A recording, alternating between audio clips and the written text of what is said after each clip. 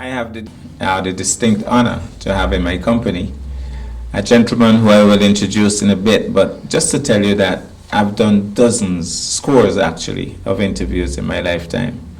But I've never been this nervous because never before in my lifetime have I had the distinguished pleasure of interviewing a judge. And I'm serious about you folks letting you know that I have in my presence a judge. I have in my presence His Honor, the judge who presides over the cases here in St. Kitts and Nevis, Mr. Patrick Thompson Jr. And you might wonder, what is a sports journalist doing talking to a judge? But we'll get into that. But I just want to say, sir, it's my pleasure to have you. Yeah, well, it's a pleasure to be here. I don't think I've ever been on television, certainly not live television. So this is a real honor and privilege for me too.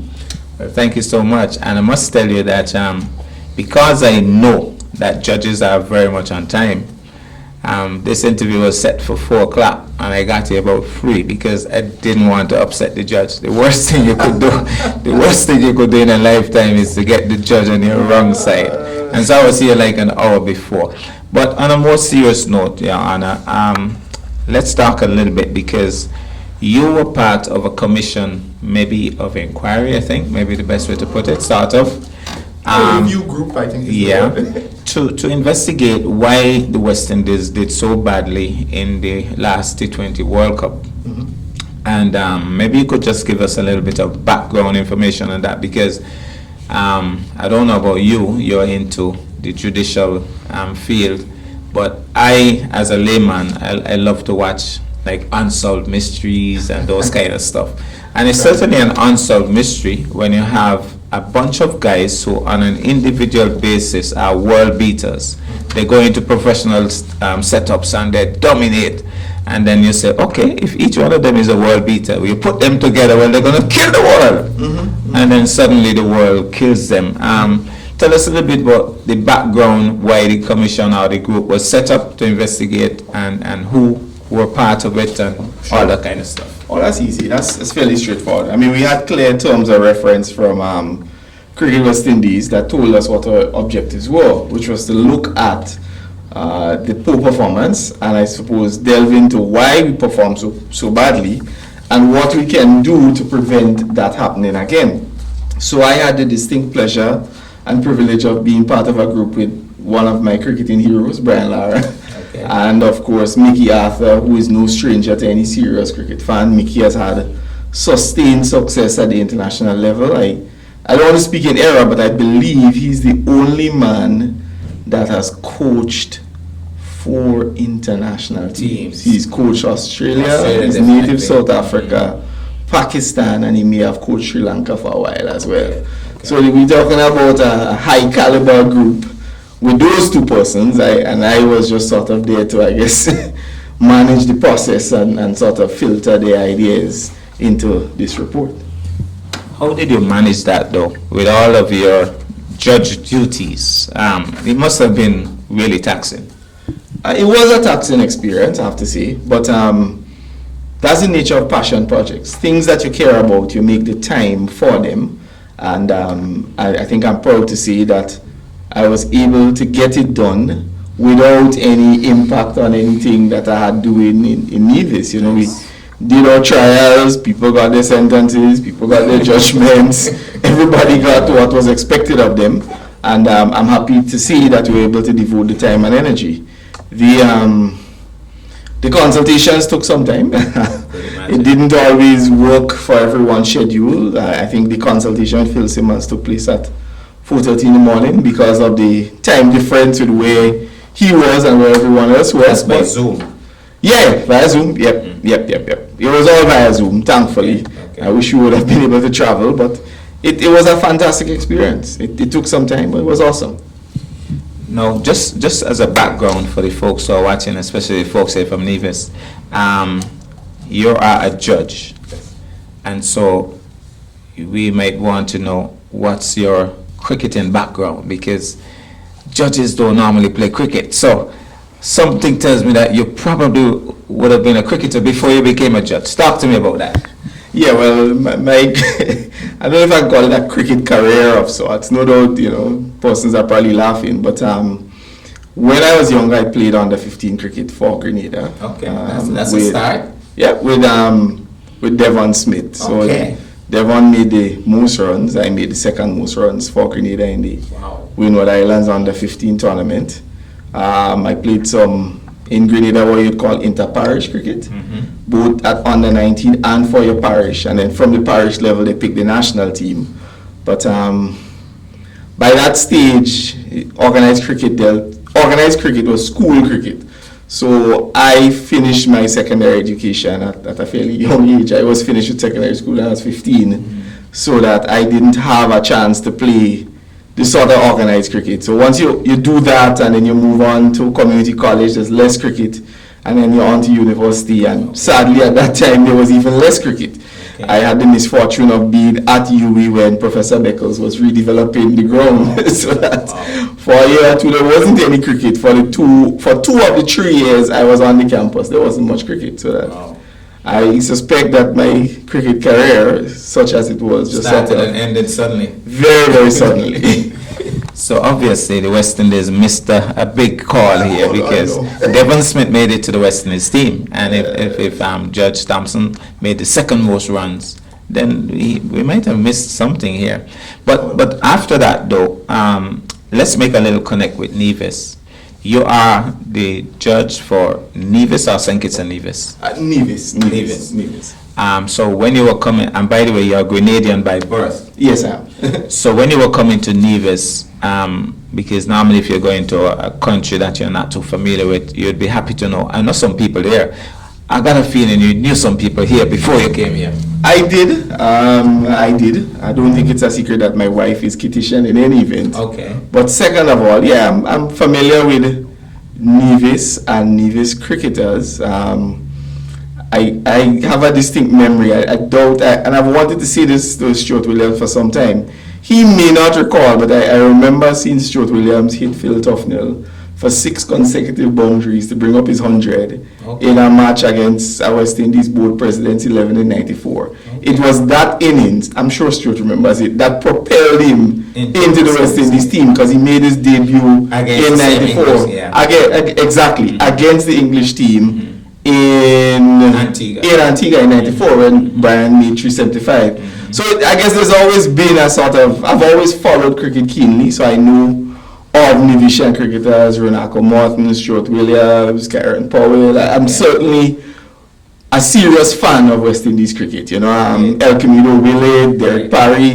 These are all names that I've heard and read about, or perhaps seen in one way or the other. I'm a serious cricket fan, as my wife would say. So let's talk now about the actual inquiry. Tell us some of the findings, because like I said, world beaters coming together as a group, isn't it logical to assume that if each one is a world beater, when you put them together, well, the world can't stand up against them, and then they just crumble like little soldiers, tin soldiers. What did you guys discover in terms of why this debacle occurred? Why? Debacle is strong language, but it's fair. I think disaster is the word we use in the report. Why is a multifaceted answer. There are a whole host of factors, performance related. I think the players didn't perform to expectations. I think the players accept that they didn't perform to expectations. I think their preparation was not ideal for where they were going and where they were going to play. And then I think thirdly, there are challenges, as we outlined in the report, that relate to the structure of West Indies cricket. And that's not a jab at governance. I want to be very clear. Governance was not part of our mandate. But our report clearly sought to address a sort of holistic framework for making things better with the players going forward. Because ultimately, we're talking about 3 games. You understand? We played 3 games, we won 1, we lost 2. By, I don't want to say there weren't narrow margins, but there's not much room for error in a T20 match. And I hope that's something that persons bear in mind in judging this. a T20 match is very short. In our report, we say it's like a 400-meter race. You get a bad start coming down the back stretch, and the race is over. And that is what happened here. You know, now that's not to excuse the poor performance, but I think we have to be realistic about what it is we thought would have happened in Australia. I don't think anybody in the West Indies expected that we would have won the T20 World Cup. I mean, just... But the time we would have gotten further. Oh, for sure, for sure. So, some of the factors, because if you're an ardent cricket fan, and so you know the feeling that I feel when a West Indies team loses. Yeah. As a matter of fact, I am confident that the West Indies cricket team is guilty of killing a former friend of mine. Oh boy. He was in his bed. He had a heart problem.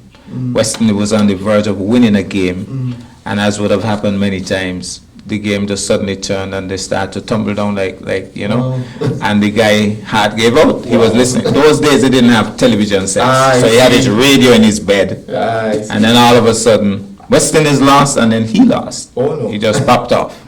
Yeah, so a lot of us as West Indies cricket fans would know how it feels to start the working day knowing that your team has lost another game, and there's that sad feeling throughout the day. And then I think some of us have gone past that now, that we become a little immune, and we say, okay, we expect them to lose. If the win is a bonus, but you don't feel as bad. I don't know if you understand what I'm trying to say. I do. I think it's very important that I say, having consulted with the players for the review, I was very happy to learn that the players share the pain that the fans feel. I think it's very important, because I certainly felt like you as a fan, oh, these fellas, they're making a lot of money, so they don't really care. But to a man, they all seemed really, really affected by the loss. They seemed disappointed, both in themselves and disappointed in having let us as fans down. That, you know, all of these people who were expecting them to do better, they had disappointed them. In your research, in your investigation, did the human factor come into being in that? Sometimes we expect so much of these guys, meaning they go on a tour, they have left their families behind, they might make a telephone call tonight and baby D's sick, the wife is having some problems, and then we don't know what's going on in their life, but we expect them to go out the next day and make 100 and take 5 wickets. Are those factors factored into possible reasons why they maybe didn't do too well?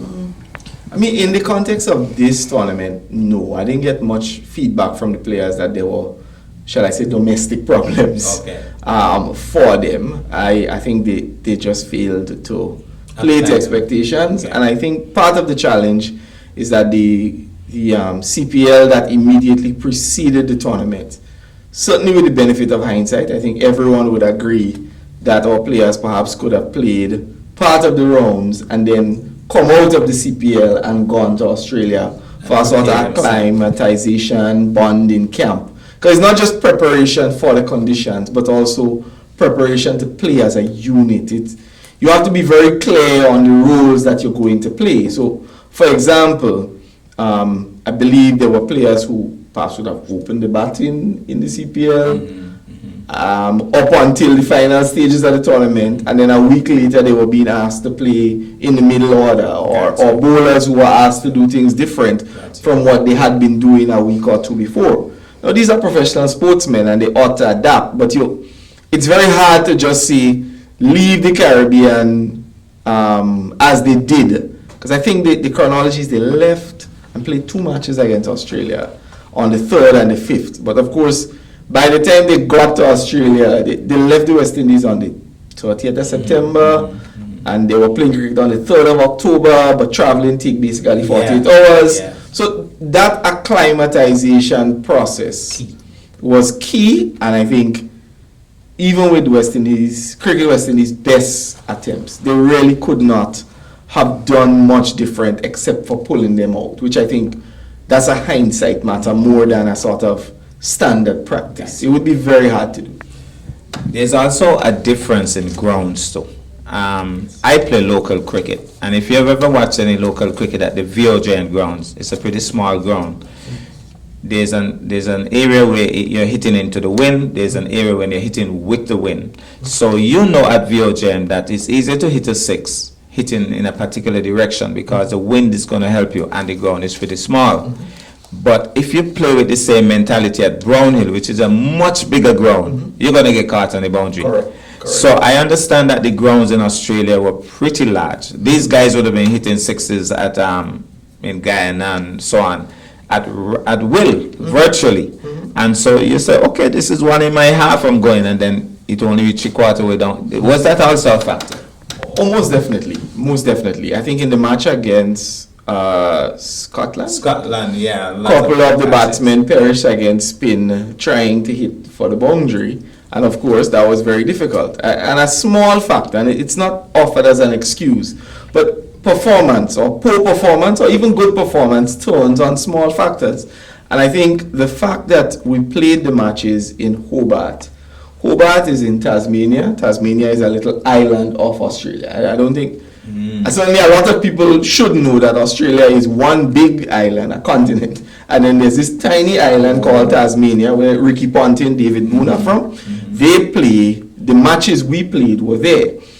That time of year, October into late October actually, is the opposite of the weather for us. So it's the winter for them. Okay. So that it is wet and from cold. summer into winter. Correct. Wow. They come in, the Australian summer is more autumn, I guess. Their summer is just coming to an end because the high point of the Australian summer is December. You understand? So that it was wet and rainy in Hobart. Hobart is a windy. You remember the match against Scotland was affected by rain, in fact. So that those conditions, not offered as an excuse, it factors in. Not acclimatized. Correct. That's the core point. So that even with big grounds, you still have this challenge of trying to manufacture runs against spin, which we have a weakness against, on these larger grounds in these wet and windy conditions, so that the margin for error is very small. One miscalculation, you're gone. As you mentioned, spin. There is a cricketer, well, a former cricketer for Nevis by the name of Egbert Halliday, who I remember made a statement, and he said, the West Indian batsmen cannot play spin because they never learned to dance. He's confident that if they learn to dance, and I believe your setup, you had Mickey Arthur, you had Brian Lara. I'm sure that Brian Lara must have mentioned, because in your report there's mention of not being able to play spin well, and I'm certain that Brian Lara would have emphasized that because he was a tremendous player of spin. I've seen him bat against Shane Warne and Gill. Stuart Gill, I saw him almost murder Stuart Gill. That's correct. in Antigua in a live match. I was there. I mean, so I'm saying, what do you have to say about this element of not being able to play spin?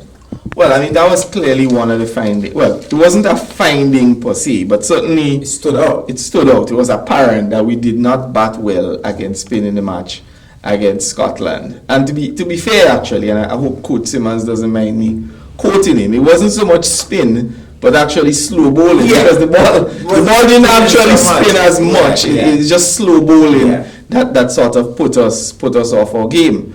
But it's not just the poor performance in the match, and I guess it's a good opportunity to segue into what I said about these multifaceted areas, because one, they played badly against spin, but secondly, we have to work on our techniques against slow bowling generally, and that's a structural thing. What other pitches are we playing on? Are they too conducive to spin?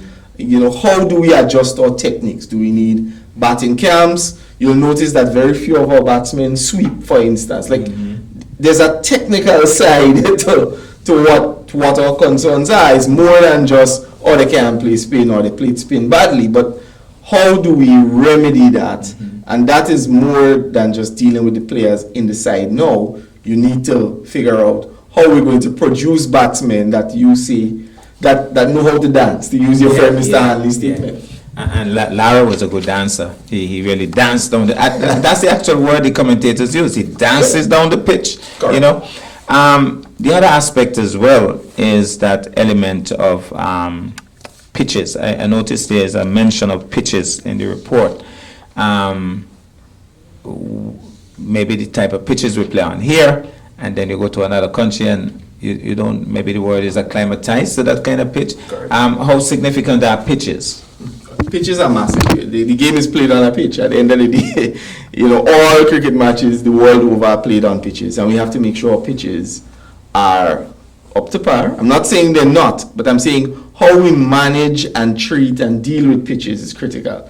And that's why we consulted with the regional pitch curator, Mr. Crafton from St. Lucia. He has oversight of all of these pitches, travels around to all of the islands to make sure that the preparation of pitches are up to standard. So that there's a lot of work that has to be done, because we're all on different islands and different countries and different ways of doing things.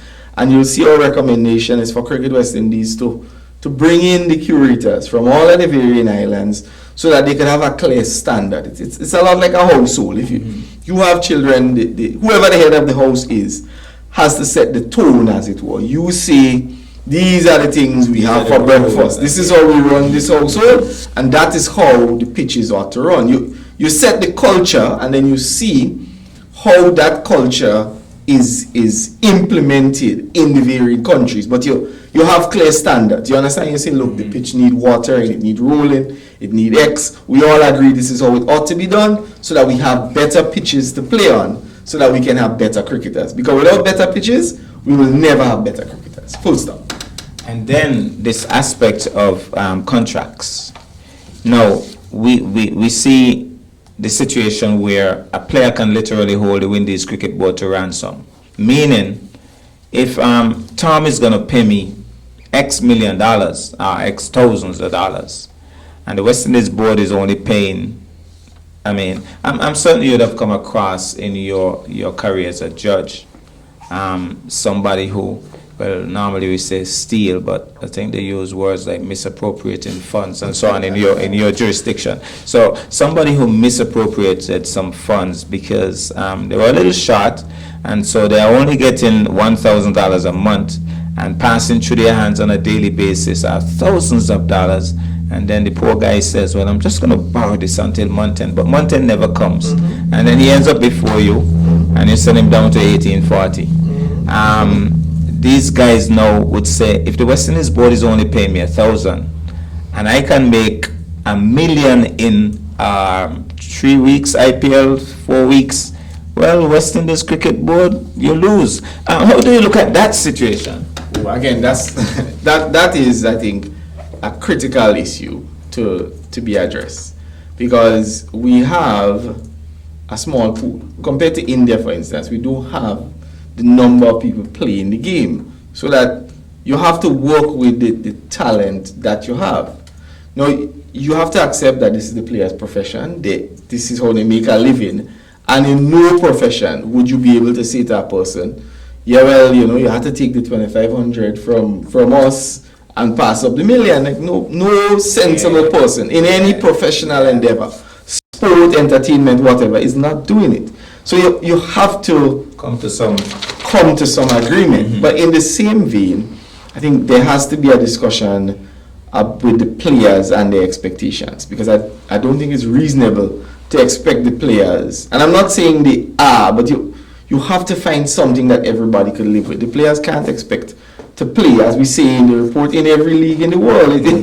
That is unrealistic for the benefit, the ultimate benefit of West Indies cricket. We need to make sure that we find something that we can live with. Now, it's a matter of what works for us. And I'll say, look at India, look at New Zealand. New Zealand give their players a lot more flexibility, but they say to them, just know that whenever New Zealand cricket need you, we need you. You're there. Come along. Yeah. India, on the other hand, say, we're not even taking a chance. You ain't going. We're playing the IPL, and that's it. And we're paying you well. And we pay you well, and that's fine. So we have to find something that works for us, as opposed to just saying, as we say, we don't want to weaponize no objection certificates. You don't want them to say, well, okay, I'm holding on to the no objection certificate, nobody can go and play anyway. That doesn't make sense in my view. Right. But you still need something. Some balance somewhere. some balance. And I'll say to you lastly, you ought to change, and we say this in the report, you have to look at how your contracts are structured. Cricket West Indies knows how many players it has, it knows, or it ought to know how much money it has, and I think they ought to be flexible with the contracts. Now, what that flexibility looks like is a matter for them, but it seems to me if we're playing more red ball cricket than, more white than red ball cricket, and we no longer have red and white ball contracts, and they just have contracts, then I think they need to rethink, this is my personal view, they need to rethink the contractual structure, because then you run the risk of having people on annual contracts who are not playing a lot of cricket, and people on annual contracts who are playing a lot more cricket. So you have to find a way to balance that and make sure that everybody is perhaps not happy, but at least moderately happy with what they are getting. It's a lot to juggle, but that's what they're there for as administrators of the game. In terms of the disasters it happened, where does selection come into play? I noticed there was a mention of Hetmyer, the Hetmyer situation and so on. But in India, for instance, and even Australia, I'm sure you remember, there's a guy, he was about 34 years old when he made his debut, a left-handed batsman. His name is not coming to me right now. But once he got into the Australia team, he was a dynamo. I mean, he Michael Hussey. Michael Hussey, yeah. He was a dynamo. And when he made his debut at 34, he already had an average, as well. and he had an average of almost 40 from domestic cricket. Now, in the West Indies, I've noticed a guy makes 100 and they say, oh, he's a fantastic player. And he goes to the highest level and then suddenly the average is 18 and 20 and so on. In India, my understanding is that you've heard about Kohli, now Shubman Gill is showing himself. There are lots of Kohlis out there who can't make India team. So, do you think they're making the team too easy? Again, that's a big question. It's not so much a matter of easy, but I think it's a structural issue. Our regional cricket does not do a good job of preparing our players for international cricket. The gap between our first class cricket and our international cricket is huge. The players accept as much. The difference between our level and the next level is like day and night in a number of ways, and it's not going to change overnight. You can't expect these players who score hundreds in regional cricket to simply score hundreds in international cricket. You need only look at some of the players that you're talking about. I mean, you look at a Shubman Gill, and then you look around in the West Indies and you say, right, so where's our Shubman Gill? I don't say you have to be able to score runs like Shubman Gill immediately, but you must be able, talent-wise, to do so. And Shubman Gill would have played with West Indians at some under-19 World Cup, and he would have shown that he's just a level above them. Well, at that stage, he would not have shown that he was superior to them. Talent-wise, I think anybody who watched them would have said, okay, they'll have a future, but these other boys could have a future as well. But I think where we lose our players is the gap between under-19 cricket and first-class cricket. The development pathway, as it were, from when you're no longer playing school cricket, in my analogy, and trying to make your way in life as a professional cricketer, is where we lose players. I think that is the key to selection, so that the selectors have a hard task on their hands, because they're not responsible for managing players between 19 and 23. They could only pick the players who make runs and take wickets. But how they will do that, that's a difficult question, to be honest. I'm not sure being a West Indies selector is an easy job. I was about to come to them, because a lot of the fans are saying that there's a lot of bias and favoritism. Does that come into play in terms of the selected team that went off to the World Cup, and even now as they have a team going off to, well, have gone off to Zimbabwe, you're hearing a lot of talk. You're hearing a lot of talk about the wrong team and players who should have been in and players who shouldn't be in. So I know selectors have a hard job. It can't be an easy role for them either. Yeah, well, it's very hard. Certainly, West Indians are very difficult people to please. I mean, everybody, every man in a rum shop or a bar who has an interest in West Indies cricket has an opinion. I will say that even though there's a hard task for the selectors, it's not for us to say who ought or ought not to be selected. What I will say, and I don't think anyone could criticize us for this, is that selectors ought to build a relationship with the players that they hope to select. And that's for all cricket. That doesn't mean you have to have favorites, and I'm not accusing them of having favorites, but we lack the ability in the West Indies to have honest conversations about things. You must be able to have an honest conversation with a man, whether in Nevis cricket, St. Kitts cricket. A selector must be able to justify any particular decision. But we often go for this, it's bias and you pick because that, I think, is garbage. It's a lot like, I have to say, my day job. I must be able to articulate and say why I took a particular decision. Okay. You may not agree with the decision, but my duty is to explain in a clear manner exactly what my decision is. Different people take different views, different courts will come to different views. But once you can understand the reasoning, then that is it. And I think that is what we expect, or we ought to expect of our selectors across West Indies cricket. They must be able to say, this is why this person is picked. And I think if we were able to have those honest conversations with them, then they will be better able to be accountable to us.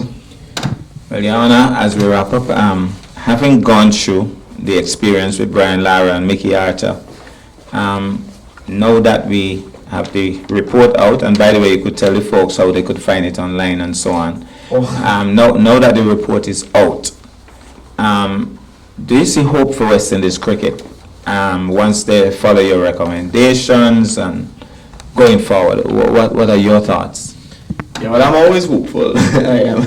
I certainly like to believe that everything I do, work-wise, if I put my name to something, then I'd like to believe that it will lead to results, it will lead to change. Then otherwise you're working in vain. So I will always follow West Indies cricket. I will always follow and hope that we see the results we see.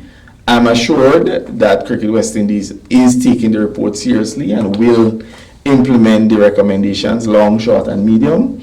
And I'm really hopeful that in the fullness of time, we'll see the sort of change and improved performance that we need. But I will say to you that cannot happen without us all as stakeholders assessing what are we doing better. Are we staying on the outside and just criticizing and saying the team not good, the players bad, or are we contributing to our communities?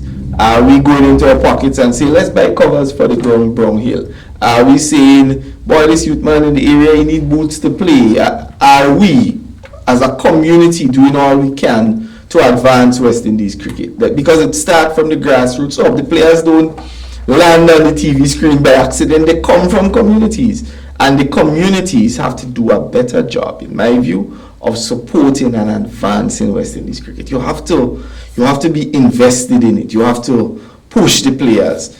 There's nothing stopping you from saying in your community, you know what, I don't know, pick any player in this. You know what, Steve, let's go running in the mornings. Because you see Steve getting bigger and bigger and bigger. But Steve can't make runs if he's getting wider. Steve, let's go running. That is the sort of grassroots involvement that we need, because we need mentorship. These are young men. They need people to show them how to make strides in this field. If as a community we put our efforts, then we'll see results. If everybody just stay in a little camps, a little islands, just making noise and talk, we won't see results. But I'm hopeful that people will step up to the plate and we'll see better results. Now, finally, I wanted to look into the camera because maybe there's some young cricketer, some aspiring cricketer who has some serious potential. But, you know, we do have some misguided youths around. And, of course, with cricket, there's also an element of things like marijuana.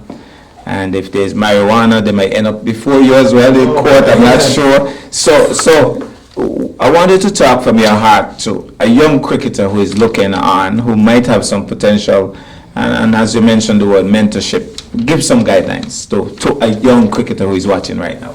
I mean, you're putting me on the spot. I'm assuming the young cricketers who look at TV, most of them on the phone. I highly doubt any young person sitting in, I don't know. Some of them look at it, yeah. No, I certainly think young cricketers, and young, I'm thinking of persons 14 to age 19. Okay. I'll say a number of things. Firstly, there's a lot more information and material on how to develop on the internet. You have the internet. When I was young playing cricket, there was no internet, there was just books and the TV and in fact the radio. But there's a lot of information out there that you could use to develop your game. You can go on YouTube and find a number of things. Sure. You can also find a number of exercises that you can do on the physical side of the game. Physical fitness is key to anything that you do. You must be able to maintain physical fitness and flexibility from now going forward, and you must do that and do that well. Second of all, I will say to you that cricket is no different from anything in life. What you put in is what you get out. And if you apply yourself in a sensible way to the task that is in front of you, then opportunities will come. It's just a matter of putting in the hours. I like to read, and there's a gentleman that wrote a book. His name is Malcolm Gladwell. It's a book called Outliers. And in the book, he posits a theory, which is the 10,000 hour rule.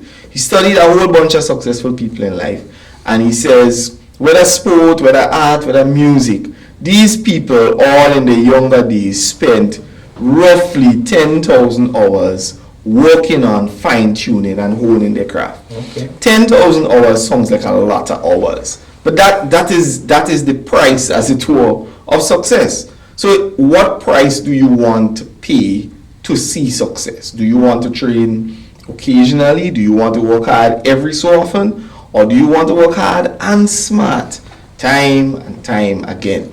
Because you want to grow and develop. You don't want to play one game 10,000 times. You want to play 10,000 games. You want to be better each time. Each time you must learn something new about your game. If you're a batsman, left-handed batsman as I was, you must figure out how I hitting it past extra cover, how to hit it past cover point, how to hit it past point, how to square cut. I want a square cut finer. I want to sweep. I want to develop these sweeps. You're constantly developing skills. Because I'll tell you something, skills can be acquired.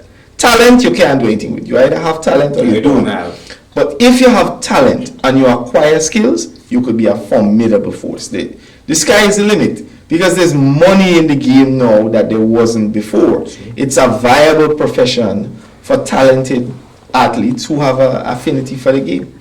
So if you apply yourself, you surround yourself with good mentors, people you could learn from, not people, men or women, old or young. You need people you could learn from. If your friend's not teaching you anything, then you need new friends. Simple as that.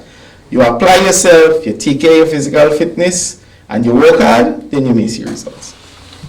Well, thank you so much, Your Honor. It was a pleasure talking to you. And so, folks, I don't know if I'm doing it properly, but this is the way I think, based on the judicial system. Court is adjourned, sine die. Thank you, sir. Thanks a lot.